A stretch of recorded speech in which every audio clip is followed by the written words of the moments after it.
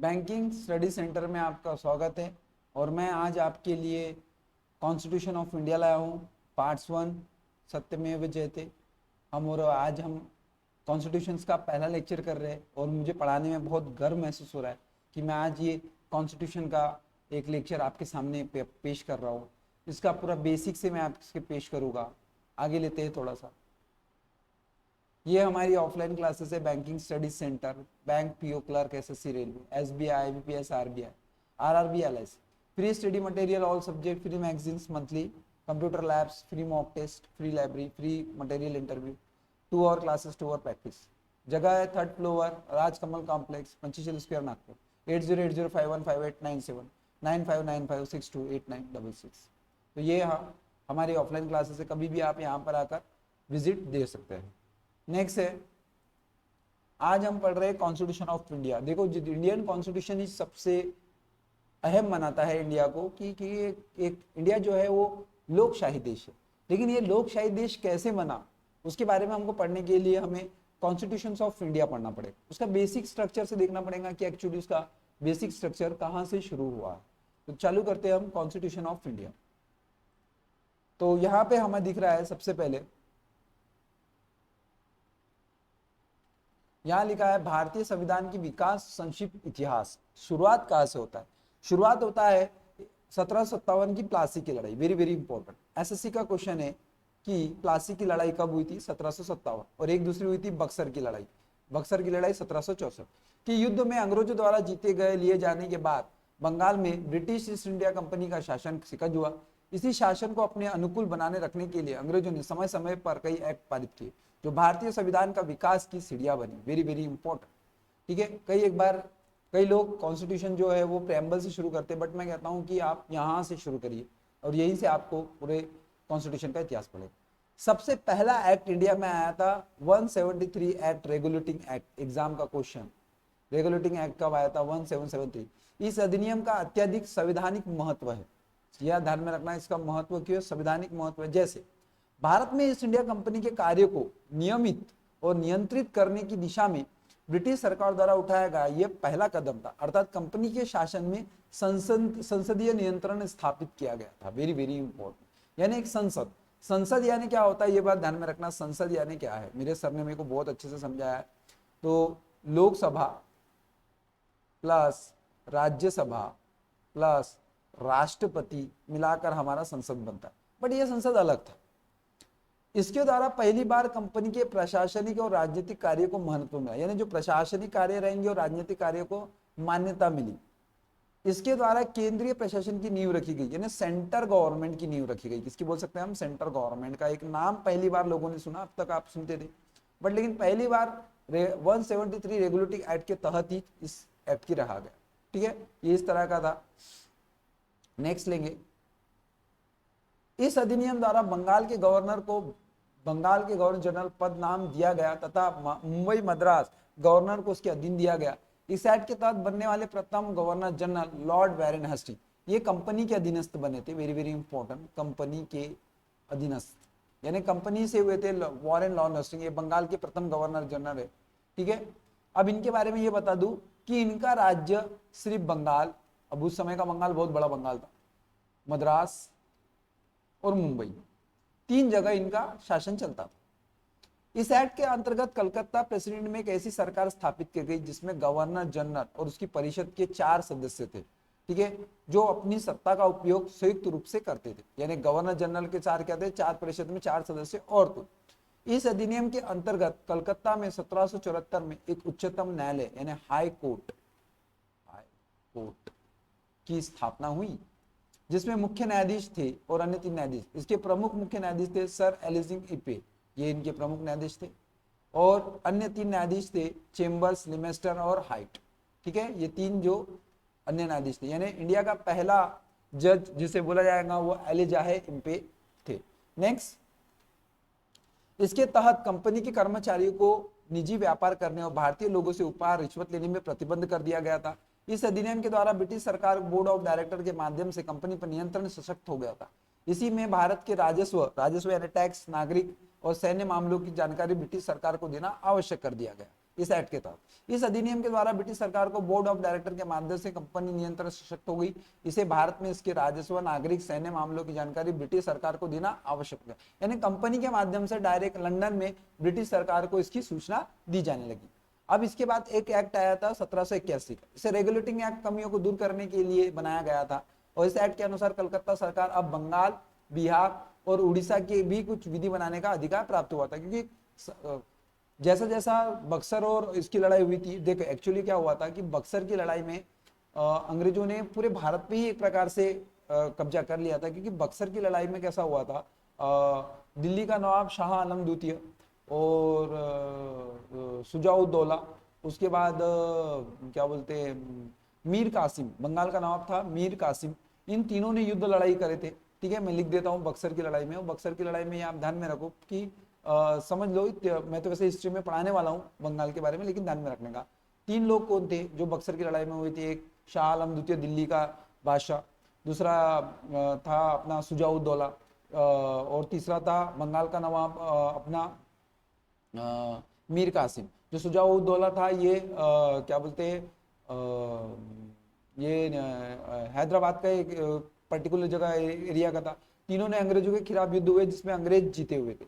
अब उसी के आधार पर ये समय समय पर इनका कैसा हुआ, जीतते गए और अब पूरे भारत पे अपना प्रभुत्व स्थापित करते गए।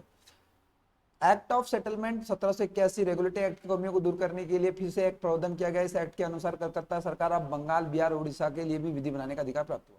फिर उसके बाद 1784 का पिट्स एक्ट आया। इस एक्ट के द्वारा दोहरे प्रशासन का प्रारंभ हुआ, यानी बोर्ड ऑफ डायरेक्टर्स और व्यापारी मामले के लिए और बोर्ड ऑफ कंट्रोलर राजनीतिक मामले के लिए। वेरी वेरी इंपॉर्टेंट, जो भी व्यापारिक मामला था उसको देखता था बोर्ड ऑफ डायरेक्टर्स और जो भी राजनीतिक मामला था उसको बोर्ड ऑफ कंट्रोलर देखता था। वेरी वेरी इंपॉर्टेंट, एग्जाम में क्वेश्चन।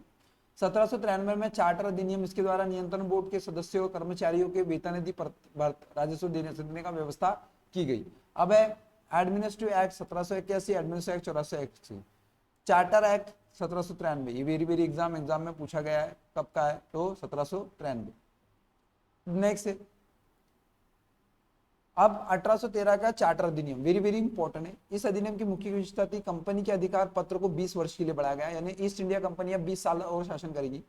कंपनी में भारत के साथ व्यापार करने के लिए देखो 20 वर्ष और शासन करेंगे, इसलिए क्योंकि जब इंडिया में अंग्रेज आए थे तो एक्चुअली अंग्रेज नहीं आए थे, वो ईस्ट इंडिया कंपनी आए थे जिसमें 217 साझेदार थे, जो कि वहां की लंदन महारानी ने व्यापारियों को व्यापार करने आए थे। ये कब शासन करने लग गए हमें पता नहीं चला और उसी के साथ से धीरे धीरे इनका अधिकार पत्र बढ़ता गया, क्योंकि कुछ समय के बाद यहाँ पर ब्रिटिश हुकूमत होने वाली थी, यानी ब्रिटिशों की यहाँ पे पूरी ही ताकत आने वाली थी, यानी पूरा ही उनका हुकूमत होने वाला था। किंतु ईस्ट इंडिया कंपनी का पैसा नहीं निकला, इसके वजह से कंपनी के अधिकार पत्र को 20 वर्ष के लिए बढ़ा दिया गया। किस एक्ट के तहत? 1813 एक्ट के तहत। कंपनी भारत के साथ व्यापार करने के अधिकार को छीन लिया गया, किंतु उसे चीन के साथ व्यापार और पूर्व देशों के साथ चाय के व्यापार के संबंध में 20 वर्ष के लिए एक अधिकार प्राप्त हुआ। कुछ सीमाओं के अधीन सभी ब्रिटिश नागरिकों के लिए भारत के साथ व्यापार खोल दिया गया। 1813 से पहले ईसाई पधारियों को भारत में आने की आज्ञा नहीं थी, सबसे पहले देख, और परंतु 1813 के बाद ईसाई पधारियों को आज्ञा प्राप्त करके भारतीय आने की सुविधा मिल गई। यानी 1813 के पहले यहाँ पर आकर ईसाई धर्म का प्रचार प्रसार नहीं कर सकते, यानी जो भी आज हम क्रिश्चियन देखते कन्वर्टेड हुए ये सब 1813 के बाद से हुए, हम सीधा सीधा ये भी बोल सकते। नेक्स्ट है उसके बाद है 1833 का चार्टर अधिनियम, is a very very important IMP. इस अधिनियम की विशेषता, इसके द्वारा कंपनी के व्यापारी अधिकारी पूर्ण समाप्त कर दिए गए। 1833 में जितने भी कंपनी के अधिकार थे उन्हें समाप्त कर दिया गया और ब्रिटिशों के हाथ में दिया गया। इसमें कंपनी का कार्य ब्रिटिश सरकार की ओर से मात्र भारत में शासन करना रहेगा। बंगाल के गवर्नर जनरल को भारत का गवर्नर जनरल कहा जाने लगा। तो पहली बार लॉर्ड विलियम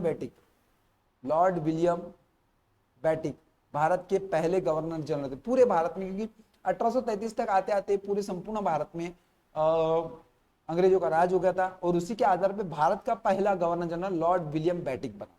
ठीक है, मुंबई मद्रास की परिषद की विधि निर्माण शक्तियों को वापस ले लिया गया। विधिक परामर्श हेतु गवर्नर जनरल की परिषद की विधि सदस्य के रूप में चौथे सदस्य को शामिल किया गया। भारत में दास प्रथा का अंत हुआ, वेरी वेरी इंपॉर्टेंट, 1843 में इसका उन्मूलन कर दिया गया। और अधिनियम 86 के तहत कंपनी के अधीन पद धारण करने के लिए किसी भी व्यक्ति को धर्म, जन्म स्थान, मूल वंश, रंग के आधार पर अयोग्य नहीं ठहराया जाएगा का भी उपमान किया गया।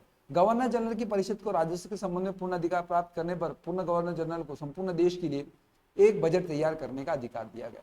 भारतीय कानून का वर्गीकरण किया गया तथा इसी कार्य के लिए विधि आयोग की नियुक्ति की व्यवस्था की गई और 1834 में लॉर्ड मैकोले की अध्यक्षता में प्रथम विधि आयोग का गठन हुआ। वेरी वेरी इंपॉर्टेंट, भारत के प्रथम विधि कानून किसे कहा जाता है? लॉर्ड मैकोले को कहा जाता है। यही है उनकी, लॉर्ड मैकोले को विधि आयोग के प्रथम अध्यक्ष माना जाता है।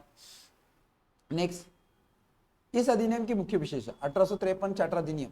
इस अधिनियम के द्वारा सेवाओं में नाम संबंधी सिद्धांत समाप्त कर कंपनी के महत्वपूर्ण पदों को प्रतियोगिता परीक्षा के आधार पर भरने की व्यवस्था की गई। इसके तहत 1854 में मैकोले समिति की भी नियुक्ति की गई। ठीक है, इस अधिनियम द्वारा गवर्नर जनरल की परिषद की विधायक और प्रशासनिक कार्यों को अलग कर दिया गया और इसके तहत परिषद में 6 नए परिषद जोड़े गए जिन्हें विधान परिषद कहा जाता है। Very very important. ठीक है, नेक्स्ट, अब है नेक्स्ट 1858 का अधिनियम। देखो बहुत बड़ी क्रांति हुई थी इंडिया में 1857 की क्रांति। उसके बाद कुछ नियम चेंज हुए जिसके तहत उन चीजों को हमको बहुत ही हिसाब से देखना पड़ेगा क्योंकि बहुत वेरी वेरी इंपॉर्टेंट है कि 1857 की क्रांति तो हम पढ़ने वाले इतिहास में, बट लेकिन हम 1858 की कुछ अधिनियम देखने वाले हैं जो इसका इफेक्ट गिरा है यहाँ पर। सबसे पहले भारत का शासन कंपनी से लेकर ब्रिटिश क्राउन के हाथ में सौंपा गया, यानी अब कंपनी का वर्चस्व खत्म, डायरेक्ट ब्रिटिश क्राउन का। किसका हुआ? ये मैडम जी का हो गया था। भारत में मंत्री पद की व्यवस्था की गई। 15 सदस्यों की भारत परिषद का सृजन हुआ। 8 सदस्य ब्रिटिश सरकार के, 7 सदस्य कंपनी के। भारतीय मामले अब ब्रिटिश संसद के सीधा नियंत्रण स्थापित हो गया।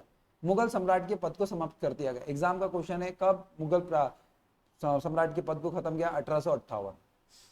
इस अधिनियम के द्वारा बोर्ड ऑफ डायरेक्टर और बोर्ड ऑफ कंट्रोल को समाप्त कर दिया गया। भारत में शासन संचालन के लिए ब्रिटिश मंत्रालय ने एक सदस्य रूप में भारत के राजस्व सचिव secretary of state of India की नियुक्ति की गई। वो अपने कार्यों के लिए ब्रिटिश संसद के प्रति उत्तरदायित्व थे। भारत के प्रशासन पर इसका संपूर्ण नियंत्रण था और उसी के वाक्य को अंतिम होता था और वो नीति के विषयों में यह अन्य बारे में बताती थी। ठीक है, अब नेक्स्ट है भारत के गवर्नर जनरल का नाम बदलकर वेरी वेरी इंपॉर्टेंट वायसराय कर दिया गया। तो इस समय गवर्नर जनरल थे लॉर्ड कैनिंग और अंतिम गवर्नर जनरल भी प्रथम वायसराय। आपको एग्जाम का क्वेश्चन है कि भारत का प्रथम वायसराय और अंतिम गवर्नर जनरल कौन है?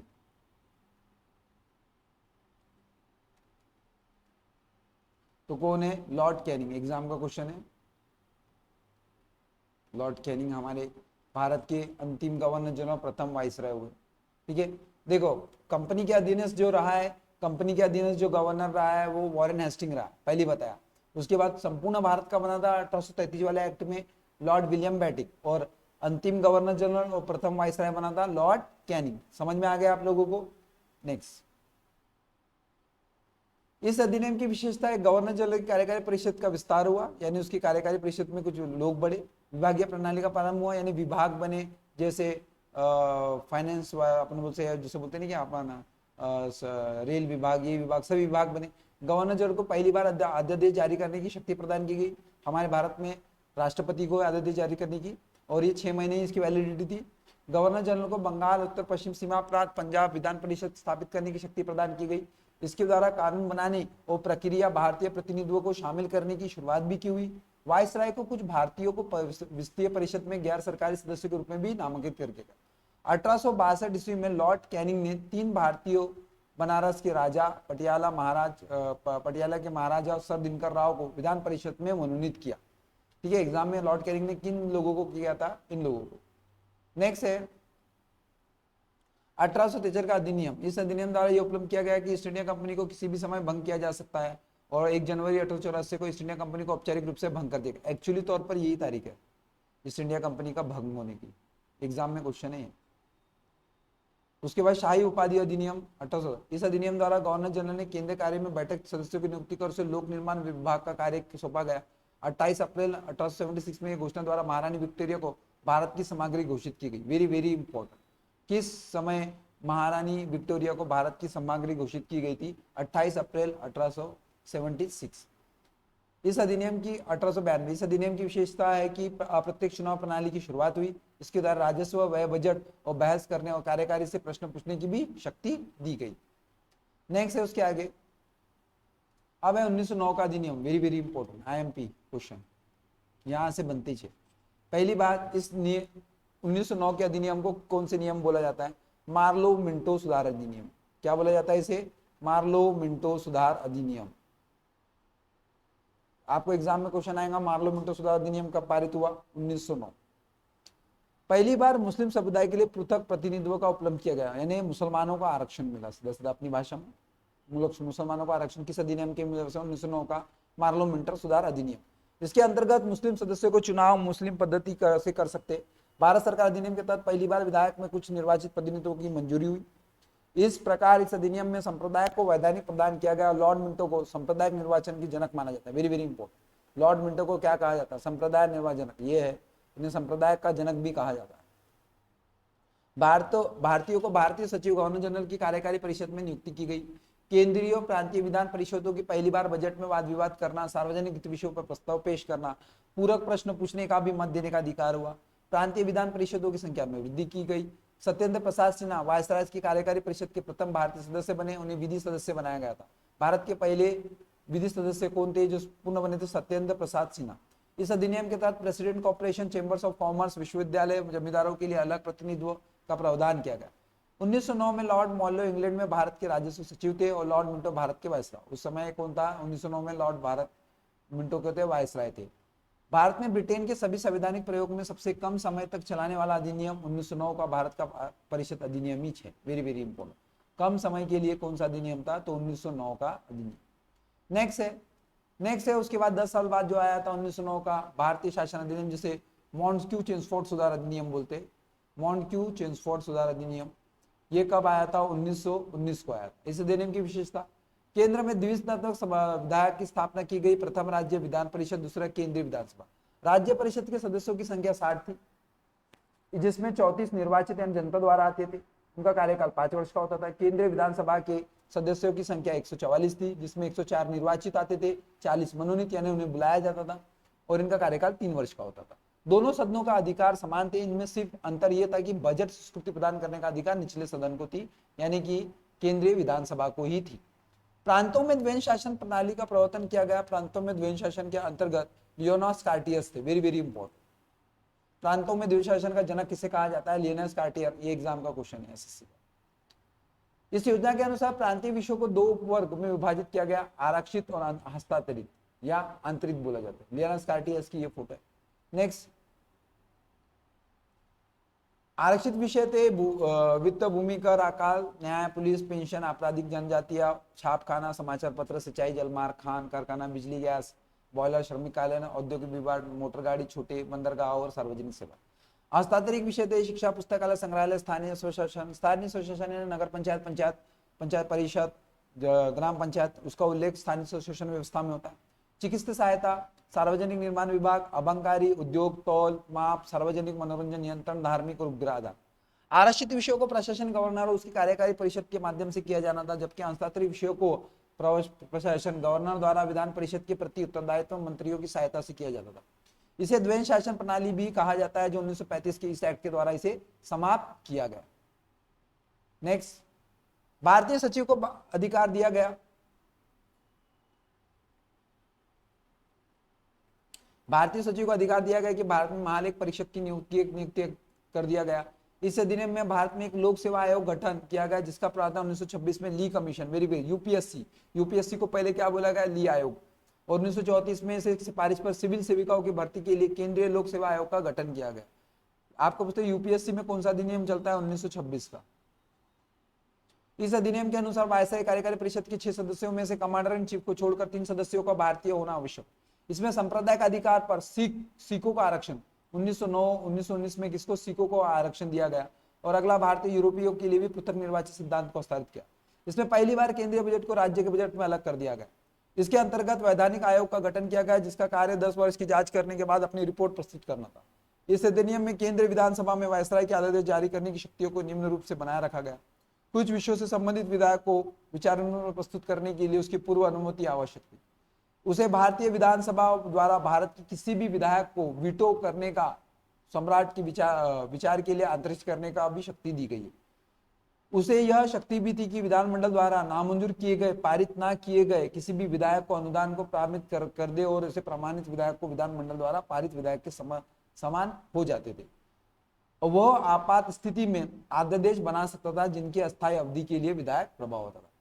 Note, very very important, Montagu Chelmsford सुधार भारतीय शासन अधिनियम 1919 द्वारा भारत में पहली बार महिलाओं को वोट देने का अधिकार मिला। एग्जाम का क्वेश्चन कि महिलाओं को वोट देने का अधिकार किस अधिनियम से मिला?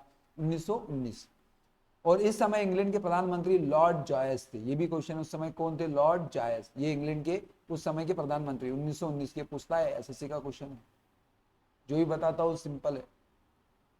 नेक्स्ट, यह साइमन कमीशन की रिपोर्ट के आधार पर अब है 1935 जिसमें आरबीआई की स्थापना हुई थी। वेरी वेरी इंपॉर्टेंट, आरबीआई की स्थापना 1935 के अधिनियम द्वारा हुई थी। यह साइमन कमीशन रिपोर्ट के आधार पर 1935 के अधिनियम में 321 अनुच्छेद 10 अनुसूची थी। यानी इस अधिनियम में कितने अनुच्छेद थे? 221, और अनुसूचियां कितनी थी? 10। इस अधिनियम को मुख्य विशेषता इस प्रकार थी: अखिल भारतीय संघ, इसमें 11 ब्रिटिश प्रांत, 6 चीफ कमिश्नर क्षेत्रों, उन्हें देशी रियासत से मिलकर बना था, जो स्वेच्छा से संघ में सम्मिलित हुए थे। प्रांतों के लिए संघ में सम्मिलित होना अनिवार्य नहीं था, किंतु देशी रियासतों के लिए यह अक्षित थे। देशी रियासत यानी वो थे जो बहुत बड़े, बहुत रियासतें थी इंडिया में, तो उन्हें देशी रियासत होते। तो उन्हें सम्मिलित या प्रस्तावित संघ की स्थापना संबंधित घोषणा पत्र जारी करने का अवसर ही नहीं आया।